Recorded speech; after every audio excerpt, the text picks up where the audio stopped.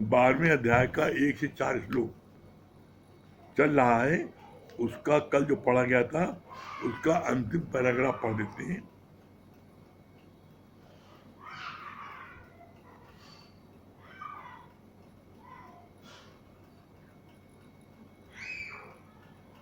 पहले तुम्हारे भीतर अति श्रद्धा और प्रेम होना चाहिए गुरु के प्रति।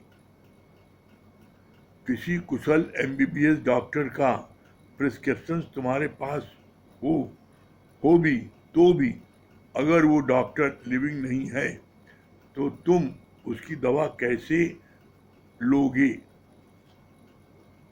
किताबें भले किसी भी राइटर की लिखी हुई हों, पर पढ़ाने के लिए आज का मास्टर चाहिए। यहां तक कल हुआ था। उसके आगे आज क्या भगवान बोलते हैं, अभ्यास के बदले उपदेश की इच्छा मूर्ख को होती है और उपदेशे आप न करें आवत जावत जन्मे मरे। क्या मतलब हुआ? कहा और उपदेशे, दूसरों को उपदेश दो और उस चीज पर तुम स्वयं अमल न करो तो तुमको भी 84 लाख योनियों में आना पड़ेगा, भटकना पड़ेगा। तो बोला जो उपदेश भी दो, बताओ, तो वो अपने जीवन में अमल भी करो, तब मुक्ति होगी। फिर क्या बोला भगवान ने, जो मूर्ख लोग होते हैं उनको हर एक को ज्ञान को बताने के लिए बड़ी उतावलापन होता है। तो गुरु ने बोला कि पहले तुमने अपनी पढ़ाई पक्की की है, तुमने गुरु से सर्टिफिकेट दिया है, अभी तुमने गुरु से पढ़ाई पूरी पक्की नहीं की और तुम ज्ञान बताने जाने लगे तो क्या होगा? नीम हकीम खतरे की जान। जिसको दवा दोगे वो ही मर जाएगा। तो ऐसे में भगवान ने बोला कि पहले अपनी पढ़ाई पूरी करो और जब गुरु कहे तब जाके ज्ञान बांटो। तो इसके लिए क्या बोला, अभ्यास के बदले उपदेश की इच्छा मूर्ख होती है और उपदेश से आप न करे आवत जावत जन्मे मरे। ज्ञान सुनो अपने लिए, फिर ये विचार अपने भीतर ले जाकर अपनी आत्मा में गोता लगाओ। ज्ञान जब भी आप सुनो तो ये जानो कि वाणी मेरे लिए चली है। और क्या है, जब आप ब्रह्म ज्ञान का मनन करोगे तो आत्मा में गोता लगाने लगोगे कि मैं आत्मा हूं, मैं ब्रह्म हूं। तो बोला यही आत्मा का गोता लगाओ और दूसरे को लगाओ। आप जपे मेरा नाम जपावे, सुनत कहत रहत गति पावे। अपना जपो, सामने वालों को जपाओ, तो बोला दोनों की मुक्ति हो जाएगी।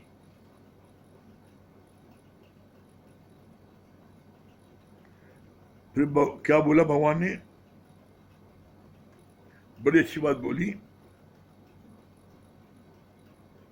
मनुष्य या तो अति राग में फंसता है और या अति द्वेष में जलता है। मनुष्य की ये बड़ी कमजोरी है। या तो वो अति राग में होता है मोह, वो अति मोह में फंस जाएगा। कैसे फंसेगा? बेटा अभी पढ़ाई कर रहा है, आप उसको गरम गरम खाना दे रहे हो, उसको बड़ा ध्यान रख रहे हो, और बेटा आपको जो दिन भर मम्मा मम्मा मम्मा कर रहा है, बड़ा आपको मम्मा आप मेरा बड़ा ध्यान रखती हो खूब। तो बेटा जब कहना मानता है, माँ के अनुसार चलता है, तो माँ को बेटे से अतिशय मोह हो जाता है।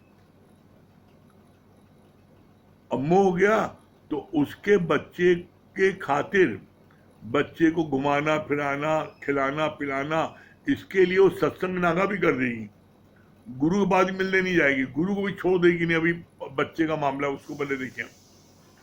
और वही बच्चा जब 5-10 साल बाद उसकी आपने शादी कर दी और बीबी का मुंह देखा और उसके बाद में आपको उसने इज्जत देना बंद कर दिया, आप कहना मानना बंद कर दिया, अब वो बीबी के कहने चलने लगा, अपनी आमदनी ला के बीबी के हाथ देने लगा, तो उस समय आपको उससे द्वेष हो जाता है। अरे कल तक मेरे पीछे पीछे घूमता मम्मा करता था और मेरे बिना पूछे काम नहीं करता था, और आज देखो कैसा भी जोरू गुलाम हो गया है, मेरे को पहचानता नहीं है, बगल से निकल जाता है, मुझसे पूछता भी नहीं है, बताता भी नहीं कहाँ जा रहा हूं, तो उससे आपको द्वेष हो जाता है। तो द्वेष में आप जलते हो, अपना खून जलाते हो, और मोह में आप अपना नुकसान करते हो। बोला अतिशय राग और अतिशय द्वेष दोनों ही नुकसानदायक है आपके लिए। तो न किसी से अतिशय राग करो और न किसी से अतिशय द्वेष करो। क्या बोला फिर आगे? मध्यम मार्ग। मध्यम मार्ग क्या है? प्रेम का, प्रेम का मध्यम मार्ग। और ये मध्यम मार्ग कोई बिरला ही करता है। प्रेम करोगे तो प्रेम में मोह फर्क क्या है? प्रेम करोगे तो प्रेम में सिर्फ देना समाया है, प्रेम में हमको चाहिए नहीं, मोह में हमें चाहिए भी, लेकिन प्रेम में प्रेम दातार है, प्रेम में आपको देने में आनंद आता है। तो आप जब प्रेम करोगे और किसी से कोई अपेक्षा नहीं करोगे तो कोई दुख नहीं होगा। आपको दुख होता ही तब जब आप कोई अपेक्षा करते हो, ये मेरा कहना माने, क्यों कहना माने भाई? तो ऐसे में न किसी से अपेक्षा करो और न तुमको दुख होगा। फिर आगे कितनी अच्छी बात बोली भगवान ने, 11वें अध्याय में विराट स्वरूप दिखाने के बाद फिर 12वें अध्याय में कृष्ण भगवान फिर सगुण भक्ति की महानता बताते हैं। सगुण भक्ति की महानता क्या है? अभी पहले आया था निर्गुण। एक मिनट जैसा गुरु जी का फोन आ रहा है, मोना जी का, अभी रोक रहे हैं, बात कर लेते हैं, तो आप लोग बात करते हैं फिर।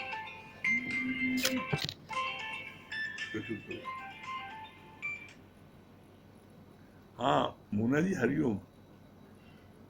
हाँ बहुत